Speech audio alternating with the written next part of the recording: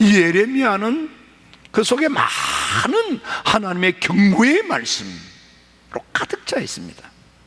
그런데 그 가운데에 오늘 봉독한 예레미야서 17장은 제가 은혜를 받고 하나님이 주신 말씀이었습니다.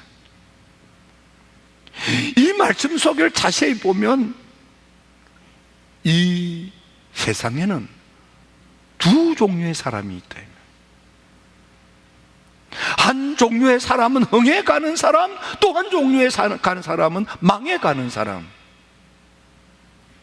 한 종류의 사람은 인생이 배배 꼬여 되는 일이 없는 사람, 또 한 종류의 사는 사람은 희한하게 손만 대면 일이 잘 되는 사람.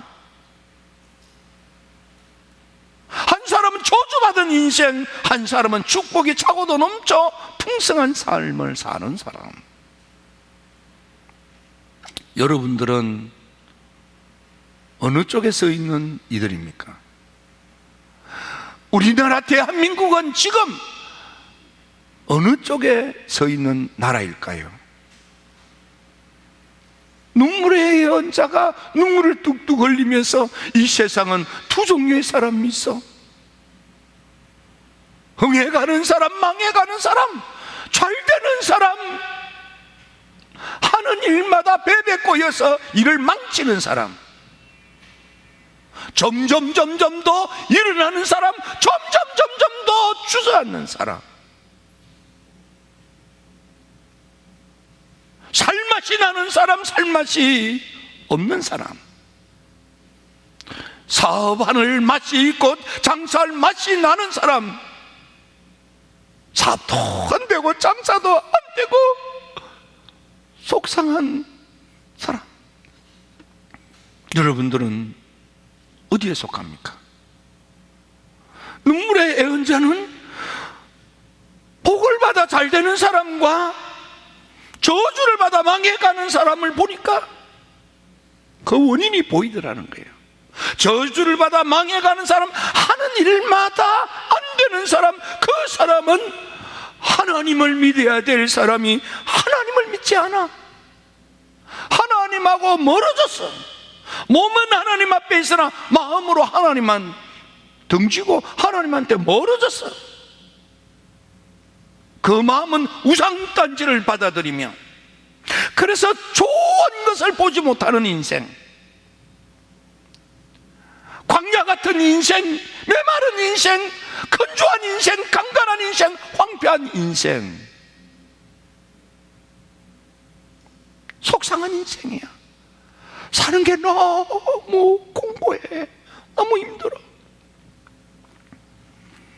하지만 복을 받아 흥하는 인생, 잘 되는 인생, 복을 받아 좋은 일이 자꾸만 몰려오는 그런 풍성한 삶을 사람, 그 사람을 보니까 그는 여호와를 의지하는 사람, 여호와를 의리하는 사람, 하나님을 절대 의존하는 믿음 좋은 사람. 무릇 여호와를 의지하며 여호와를 의리하는 그 사람은 복을 받을 것이라. 그 사람이 복을 받는 거야. 왜? 하나님이 되게 하시기 때문에, 하나님이 도와주시기 때문에, 하나님이 만들어주시기 때문에, 하나님이 도와주시기 때문에.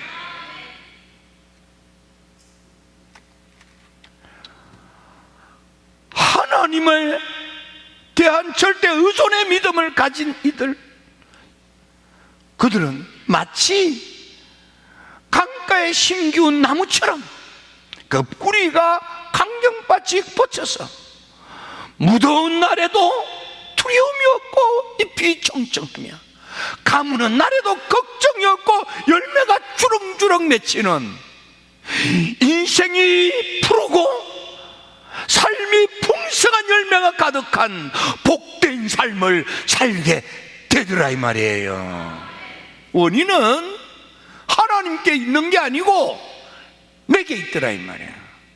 내가 정말 하나님을 제대로 의지하고 하나님을 의리하는 절대 의존의 믿음 가졌느냐 이 말이에요.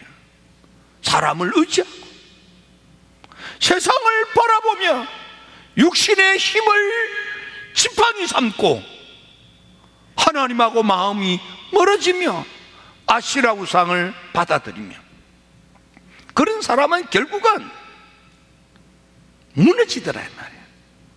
황폐한 인생, 메마른 인생, 뱀에 꼬인 인생, 좋은 일이 없는 인생, 사는 것이 점점 꼬여가고 망해가는 인생, 저주받은 인생이 되더라 이 말이에요. 그러므로 여러분, 이 무더운 날에도 이렇게 모이기가 어려운 가운데서도 그래도 수련회를 준비하고 또 참여도 하고 헌신도 하는 여러분들에게, 여러분들의 그 믿음의 정성들이 하나님을 의지하고 의리하는 절대 믿음으로 말미암아 여러분에게 축복의 문이 열릴지어다. 여러분들이 잎이 청청한 인생길로 나아갈지어다. 축복의 열매가 무성한 복된 삶을 살게 될지어다. 예레미야를 통해서 주시는 가르침, 너 살고 싶으냐? 이제라도 하나님 찾아라. 너 살고 싶으냐? 이제라도 하나님을 찾아라. 이제라도 하나님을 찾으면 너 일어날 수 있어, 너 좋아질 수 있어, 너 나아질 수 있어, 너 복될 수 있어. 이제라도 하나님을 찾아라. 네가 누군 줄 아느냐? 너의 정체성, 네가 뭘 해야 되는 줄 아느냐? 사명. 하나님 만나면 내가 누구며 뭘 해야 되는지를 알게 되는 것입니다. 믿음의 조상 아브라함, 창세기 12장에서 하나님을 만났어요. 아브라함은 그때까지 아버지의 사업에 참여해서 아버지와 함께 하란에서 사업을 하여 크게 사업 성공을 이루었습니다. 아브라함이 만일 여기서 사업가로 성공하여 살았더라면 그는 이름도 없는 인생이었습니다. 그런데 다행히도 창세기 12장에서 하나님을 만났습니다. 하나님께서 아브라함아, 너는 사업가로 여기서 머물러 살다가 죽을래. 너는 믿음의 조상이 되어야 한단다. 너는 축복의 통로가 되어야 한단다. 어찌할래? 아브라함은 하나님 알았습니다. 내가 사업가로 살지 아니하고 하나님의 믿음의 사람이 되어 이 땅에 하나님의 축복을 베푸는 복의 근원이 되어 살겠습니다 하고 길을 떠났기 때문에, 사업을 접고 길을 떠났기 때문에 위대한 믿음의 조상 아브라함이 된 거예요. 모세가 하나님을 만났습니다. 살인자요 도망자요 언둔에 있던 그가 하나님을 만났더니 하나님이 모세야, 너 여기 숨어서 편안하게 살다가 죽을래? 하나님께서 넌 말이야, 내가 너를 이 세상에 태어나게 한 것은 너 편안하게 살다가 죽는 게 아니야. 민족의 지도자, 애굽의 바로의 학적에 고통당하는 너의 동족을 출애굽시키는 지도자로 쓰려고 내가 너를 태어나게 한 거야. 모세가 하나님 만나니까 맞아, 나 이렇게 살면 안 되지. 하나님의 사람으로 하나님이 내가 하기를 원하는 애굽의 바로의 학적에 신음하는 나의 동족들을 출애굽하는 거야. 그래서 편안한 생활을 놓고 발벗고 나선 거예요. 기드온, 그는 평소에 하나님이 날 버렸어, 날 재수가 없어도 이렇게 재수 없을 수 없어, 내 인생은 왜 이렇게 베베 꼬였는지, 우리 집은 왜 이렇게 배경이 눈꽃만큼도 없고, 이스라엘 작은 집화 가운데 가장 작은 집안에 가장 가장 작은 쪼물레기로 태어난 별 볼 길 없는 나, 왜 이렇게 난 삐리린가? 왜 이렇게 난 쪼다니인가? 그런 희망과 꿈도 없는, 좌절과 절망에 빠진 참담한 인생을 자임하고 사는 젊은이, 하나님 만났더니, 야 임마, 넌 네가 생각할 때 너의 상황과 형편과 조건을 보니까 넌 쪼자니? 아니야, 너 잘못 본 거야. 넌 큰 용사야, 넌 큰 사람이야, 넌 큰 인물이야, 큰일 할 사람이야. 이 백성들을 40년 태평성대를 이루고 갈 위대한 지도자, 사사가 될 인물이야. 넌 그렇게 쪼잔이가 아니야, 넌 그렇게 지질이가 아니야. 내가 널 그렇게 만들지 않았어. 너는 13만 5천 미디안을 한 사람 몰아내다 쳐내고 이 백성들을 살릴 위대한 인물이란다.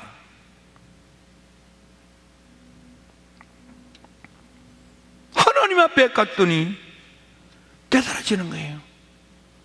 사울이 갔다 다메섹 도상에서 드디어 주님을 만났더니, 사울아, 사울아, 네가 어찌하여 날 핍박하느냐? 예? 누구십니까? 사울은 난 하나님을 특별히 열렬하게 사랑하는 믿음 좋은 젊은이라고 자임했어요.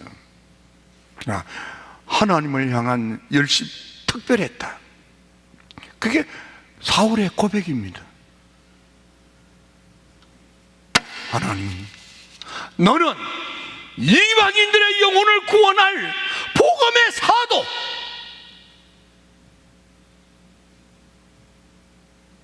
내가 널 그렇게 만들었다, 내가 널 그렇게 쓰려고 한다. 그런 깨닫고 복음의 핍박자에서 복음을 위하여 목숨을 내어놓는 순교하기까지 사도가 되어서 헌신한 위대한 바울이 된 겁니다.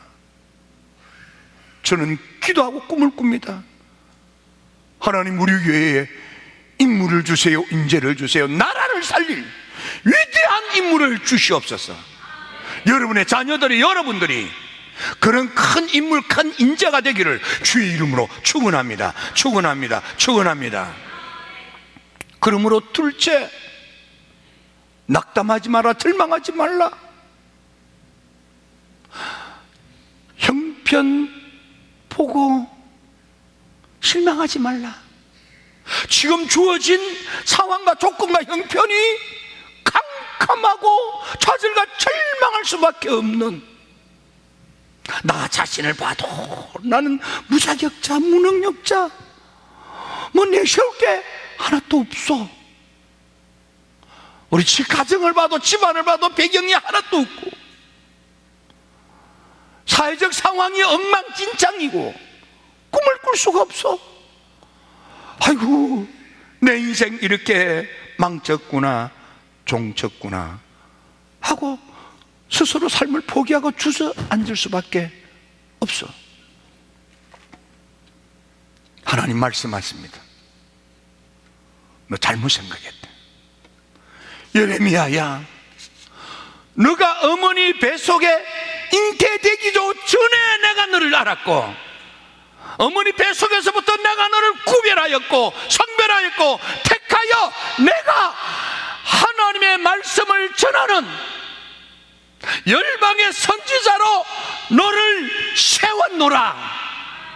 너는 아이라 하지 말라, 너는 말주변이 없다고 하지 말라. 내가 내 말을 너의 입에 넣어주리라. 내가 널 그렇게 그 일을 감당하게 만들겠다, 해주겠다, 되게 하겠다. 그렇게 내가 너를 붙들어 쓰겠다. 네가 잘나서, 네가 능력이 있어서, 네가 조건이 좋아서가 아니야. 나 여호와가, 너의 친아버지, 널 만든 전능하신 하나님이 여호와가 너를 그래 붙들어서 쓰겠다 이 말이에요. 형편 보고 형편 믿고 형편 따라 네가 큰 인물이 될 줄 알았느냐? 아니라는 거예요. 네가 능력이 있어서 자격이 있어서 네가 큰 인물이 될 줄 알았느냐? 아니라 이 말이에요. 내가 못할 것이 없는 전능하신 하나님께서 그렇게 너를 붙들어 쓰시겠다는 거예요. 모세는 하나님, 나 능력이 없잖아요. 자격이 없잖아요. 나는 살인죄를 지었던 사람이고 나를 믿고 따라줄 사람도 없잖아요. 혹 날 기억하는 사람이 살아있다면 날 나쁜 사람, 사람을 때려 죽인 살인자 뭐 그럴 거 아니에요. 그런데 내가 가면 누가 내 말을 믿고 누가 날 따르겠습니까? 하나님 보낼 만한 사람 보내세요. 그다가 그 일을 감당할 만한 그런 능력이 없잖아요. 난 말주변머리 없고 발음도 시원찮고. 하나님이 너에게 필요한, 너에게 부족한 거 내가 다 준비했다. 아론을 준비했다. 내 능력의 지팡이를 잡고 가라. 내가 너와 함께하여 너로 하여금 감당하게 해주마. 네 능력으로 하는 게 아니야. 내가 되게 한다 이 말이에요. 나 여호와가 그렇게 만들어준다 이 말이에요. 여호와 하나님, 우리의 친아버지가 너를 그렇게 큰 지도자가 되게 해주겠다는 거예요.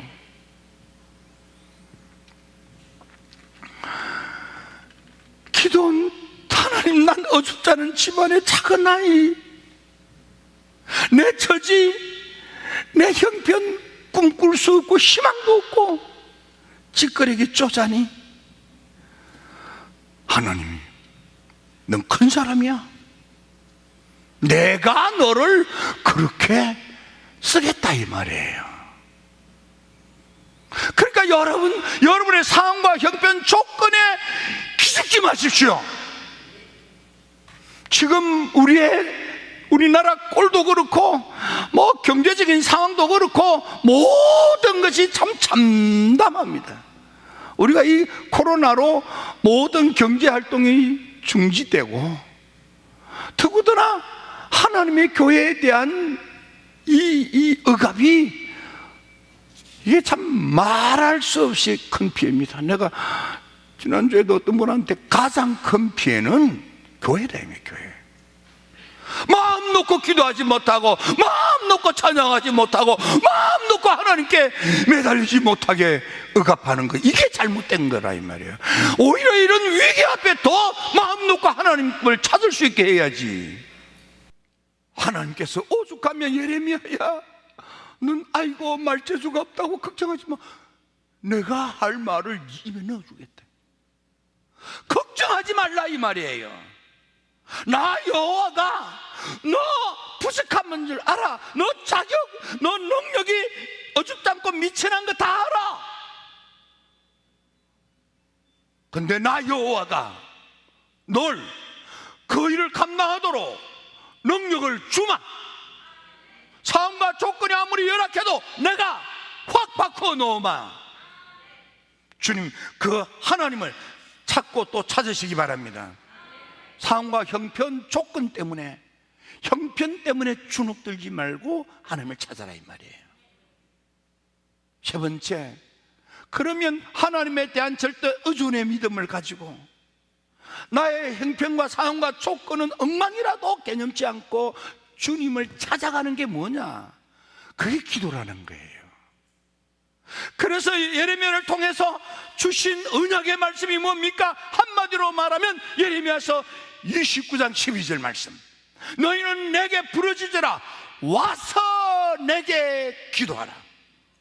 하나님께 울부짖으며 기도하는데 내게 와서 기도해라. 하나님의 이름을 둔 힐답으로 와서 기도해라. 내가 너희 기도를 들어줄 것이요. 하나님의 언약의 말씀이에요.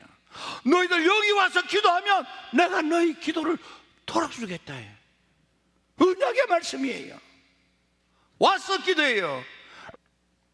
예레미야서 33장 2절여에 이를 행하는 여호와, 그것을 지켜 성취하는 여호와, 그 이름을 여호와하는 이가 말씀하시기를 너는 내게 부르짖어라. 네가 내게 부르짖으면 내가 너한테 응답하는데 네가 알지 못하는 크고 은밀한 일을 너에게 알게 해주겠다. 여러분, 하나님을 절대 의존의 믿음으로, 여호와 하나님에 대한 의리하는 절대 의존의 믿음으로 하나님을 찾는 것은 상황과 조건과 형편에 매이지 아니하고 그 전능하신 하나님께 나와 기도하는 거예요. 하나님의 성전에 와서 기도하십시오. 집에서 기도해도 기도하는 겁니다. 그런데 와서 기도해 보세요. 그럼 다릅니다. 이 무더운 여름 산으로 들러 좋지요. 근데 거기 가도 지금은 바이러스가 벌벌거려. 하나님의 성전에서 하나님 살려달라고, 하나님 이 늪에서 구출해달라고 매달려 기도하십시오. 문제는 기도를 하는데 기도가 너무 힘들면, 삶이 지치면 기도가 막힐 때가 있어요. 그때 어떻게 하느냐? 그때 좋은 방법이 찬양입니다. 여호사밧 임금이 모압 암몬 3개국 연합군이 공격해 왔을 때 그 대군을 대응할 만한 능력이 없어. 어찌해야 될지 그 전략과 전술도 없어. 막막해. 좌절과 절망인 거예요. 그때에 기도하는 사람 아시엘을 통해서 하나님이 염려하고 걱정하는 여호사밧 임금에게 계시의 말씀을 주십니다. 하나님을 찬양해라. 찬양할 수 있는 사람을 만들어 찬양해라. 그들이 그 말씀에 따라 찬양하기 시작했더니 하나님께서 그 좌절과 절망의 상황 속에서 여호와의 돕는 복병들이 여기저기서 일어나서 3개국 연합군을 몰아내고 승리하게 하시는 거야. 난 능력이 없어, 난 길이 없어, 방법이 없어, 이제 망했어, 이제 끝났어. 좌절과 절망이지만 하나님께 기도할 힘도 없어. 그때 찬양한 거예요. 하나님께서 눈에 보이지 않던 하나님의 복병들을 여기저기서 일어나게 하셨어. 모압 암몬 43개국 연합군을 자멸하게 하시고 나라를 살리고 국민을 살리고 민족을 살리고 집안을 살리고 인생을 살려주시더라 이 말이에요. 하나님 살아계십니다. 여러분, 힐답에서 기도로 일어나십시오. 이 위기와 이 난간을 극복하도록 하나님이 도와주십니다. 여름에 작심하고 기도의 전당에 와서 기도함으로 더위도 이기시고 삶을 헤쳐가는 여러분들이 다 되기를 축복합니다.